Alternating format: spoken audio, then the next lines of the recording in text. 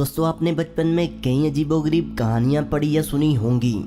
कुछ कहानियां तो काफ़ी ज़्यादा डरावनी होती थीं, जिन्हें सुनकर हम बहुत ज़्यादा डर जाते थे। इसीलिए आज की वीडियो में मैं आपको ऐसी पुरानी मखलूक़ात के मतलब बताऊंगा जो आपके होश उड़ा देंगी। नंबर 1, स्पीडोशेलोन। दोस्तों, पुराने दौर का ये जानवर समंदर से गुजरने वाले लोगों के लिए किसी डरावने ख्वाब से कम नहीं था। ये एक बहुत ही बड़ा कछुआ था जिसका साइज एक बहुत बड़े टापू के बराबर था, और जब भी कोई कश्ती इसके पास से गुजरती थी तो लोग इसे कोई टापू समझकर अपनी कश्ती को इसके किनारे लगाकर इसके ऊपर टेंट लगा देते थे। लेकिन जब वो लोग खाना पकाने के लिए आग लगाते थे तो तब आग की जलन की वजह से ये कछुआ नींद से जागकर उन लोगों को कश्ती के साथ समंदर की गहराइयों में ले जाता था। इस जानवर का जिक्र दौरे कदीम की कई किताबों में किया गया है। नंबर 2, क्रैम्पस। दोस्तों, ये एक ऐसी मखलूक थी जो बुरे बच्चों को सजा देने के लिए मानी जाती थी, जिसे आप शैतानी सेंटा क्लॉज भी कह सकते हो, और इसे डेमन ऑफ क्रिसमस के नाम से भी जाना जाता है, क्योंकि जब क्रिसमस की रात को सेंटा अच्छे बच्चों के लिए गिफ्ट और बुरे बच्चों के लिए कोयले का एक ढेर छोड़कर जाता है, तो क्रैम्पस के लिए ये एक तरह का सिग्नल होता था, जिसे देखकर क्रैम्पस उन बच्चों के पास आकर उन्हें सजा देता था। और कई लोग तो क्रैम्पस को एक कहानी का हिस्सा मानते हैं ताकि बच्चों को डरा कर शैतानी करने से रोका जा सके। Number 3, shinigami. दोस्तों, जापान के लोग इस मखलूक को मौत का देवता मानते हैं, जो लोगों को मरने के लिए उकसाता है। मतलब ये लोगों की सोच को इतना बुरा बना देता है जिससे लोग अपनी जिंदगी को ख़त्म कर देते हैं। और कई लोगों का तो ये भी मानना है कि ये मखलूक एक किताब छोड़कर जाती है और उन्हें इस किताब पर किसी का भी नाम लिखने पर मजबूर करता है, और जब भी कोई उस किताब पर किसी का नाम लिखता है तो उस नाम वाले इंसान को ये मखलूक मार देती थी। दोस्तों, वीडियो में आगे बढ़ने से पहले जल्दी से हमारे चैनल को सब्सक्राइब कर लें और साथ मौजूद बेल आइकन पर भी क्लिक कर दें। नंबर 4, रुसाल्का।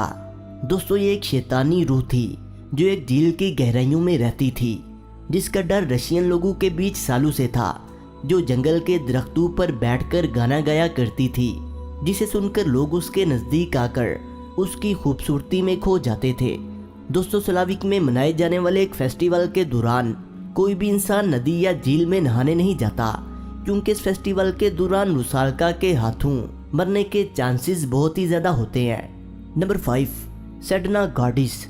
दोस्तों, ये एक आम सी लड़की हुआ करती थी, लेकिन इसके साथ धोखे से हुई शादी ने इसकी पूरी जिंदगी को बदल दिया, क्योंकि उसकी शादी किसी इंसान से नहीं बल्कि एक कौवे से हुई थी।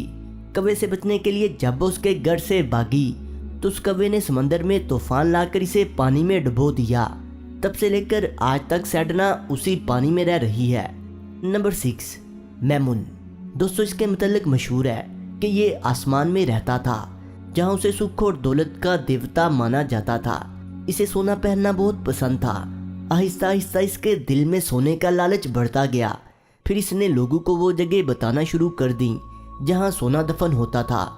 इसकी हरकत से इसके देवता नाराज हो जाते हैं और उसे एक ऐसी मखलूक में बदल देते हैं और उसे बद्दुआ देते हैं कि तुम्हें जिंदगी में कभी सोना ना मिले, जिसकी लालच में उसने ये सब किया था। नंबर 7, जैसी जटेरी। दोस्तों, इस क्रिएचर के बारे में माना जाता है कि ये एक छोटा सा बच्चा है जिसके जिस्म और बालों का रंग गोल्डन है, जो अपने साथ एक छड़ी लेकर चलता है। माना जाता है कि इसका सारा जादू इस छड़ी में है, जो कई तरह के खतरनाक जादू करना जानता है।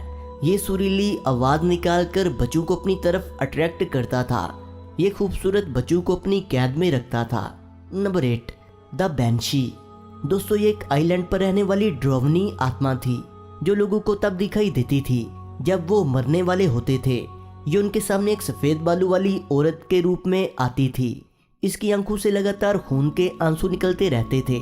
ये ज़्यादातर उन लोगों को नजर आती थी जो बुरे कामों में मुलव्वस होते थे। वैसे तो ये लोगों को कुछ नहीं कहती थी, पर ये सोते वक्त लोगों के जहन में बुरे ख्वाब डालती थी। ये ख्वाब इतने बुरे होते थे कि बाज़ लोगों की नींद की हालत में ही मौत हो जाती थी। नंबर 9, अहुइजोटल। दोस्तों, भेड़िए या कुत्ते जैसा नजर आने वाला ये क्रिएचर किसी भी चीज़ पर फौरन हमला करके मार देता था। इसका कलर ब्लैक हुआ करता था।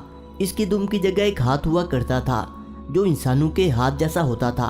ये ज़्यादातर पानी में रहता था और भूख लगने पर पानी से बाहर आकर लोगों को अपनी दुम से पकड़कर उन्हें पानी के अंदर घसीटता हुआ ले जाता था। ज्यादातर ये बच्चे की आवाज निकालकर अपने शिकार को फंसाता था। Number 10, big trolls. दोस्तों, अजीब सी नजर आने वाली ये मखलूक ज्यादातर इंसानों और रोशनी से दूर ही रहती थी। नॉर्थ पैथोलॉजी में बताया गया है कि ये रोशनी से इसलिए दूर रहते थे क्योंकि अगर इन पर रोशनी पड़ गई तो ये पत्थर में बदल जाएंगे। ये हमेशा ग्रुप में या अपनी फैमिली के साथ रहते थे। अगर कोई इंसान रात को इनके रास्ते से गुजरता तो ये उसके लिए खतरा साबित होते थे। ये ज्यादातर जानवरों को खाकर अपना पेट भरते थे। नंबर 11, कित्सुनी।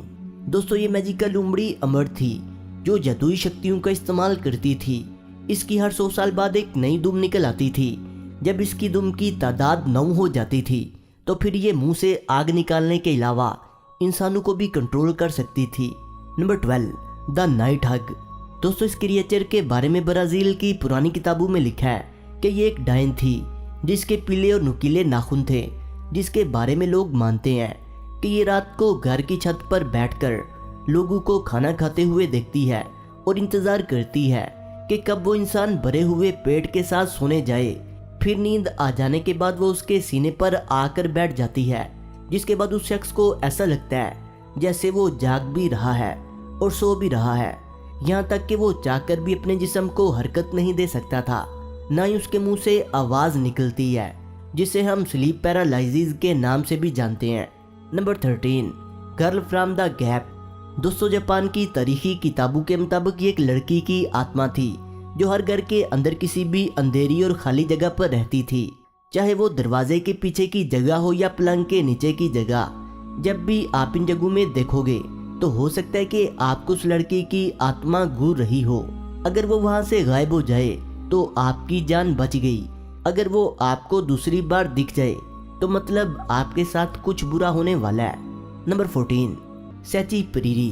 दोस्तों, अगर इस पुरस्कार मखलूक की बात की जाए तो इसकी स्किन ब्लैक कलर की होती थी और वो हमेशा एक लाल रंग की टोपी पहनकर रखता था जो उसे गायब होने में मदद देती थी, जो देखने में तो इंसान जैसा था मगर इसकी सिर्फ एक ही टांग थी जो अपने आने और जाने के लिए तेज हवा का इस्तेमाल करता था। ज्यादातर लोग ये भी मानते हैं कि अगर आपके आसपास की चीजें बार बार अचानक से टूटना स्टार्ट कर दें तो इसकी वजह साची को ही माना जाता है। तो वीडियो अच्छी लगने की सूरत में इसे लाइक करें, कमेंट करें और अपने दोस्तों से शेयर करें। और जिन्होंने अभी तक हमारे चैनल ब्रेन टीवी को सब्सक्राइब नहीं किया वो इसे सब्सक्राइब करते हुए बेल आइकन पर क्लिक करके ऑल नोटिफिकेशन को इनेबल कर लें। मिलते हैं एक नई वीडियो के साथ, तब तक के लिए खुदा हाफिज।